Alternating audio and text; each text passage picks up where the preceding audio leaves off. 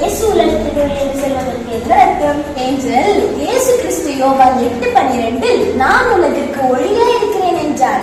என்னை பின்பற்றுகிறவர்கள் இருளில் நடவாமல் ஜீவ ஒளியை அடைவர். இது வெறுமே ஓர் உருவகம் கிடையாது, ஒரு ஆழமான உண்மை. இருள், ஒளி கொஞ்சம் விளக்கமா சொல்ல முடியுமா? நிச்சயமா. இருள் அப்படிங்கிறது நம் பாவம், அறியாமை, வழிகாட்டுதல் இல்லாத நிலையை குறிக்கிறது. மனுஷங்க பாவத்தால் சரியான பாதையை பார்க்க முடியாமல் இருள தடுமாறிக்கிட்டு இருக்காங்க. ஓஹோ, அப்ப இயேசு எப்படி ஒளியா இருக்கிறாரு? இயேசுதான் நமக்கு ஜீவ ஒளியை கொடுக்கிறார். நம்ம செய்த தப்புகளை உணர்த்தி இந்த உலக வாழ்வில் நம்பிக்கையும் நிம்மதியும் கொடுத்து சரியான பாதை எது என காட்டுகிறார். இருளில் ஒளி போன்று அவர் இருக்கிறார்.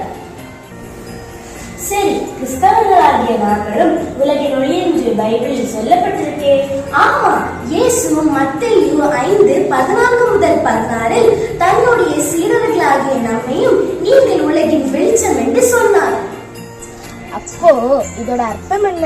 நம்ம நல்ல செயல்கள் மூலமா நம்ம கிட்ட இருக்கிற ஒளியை மற்றவர்களுக்கு தெரியப்படுத்தலாம்.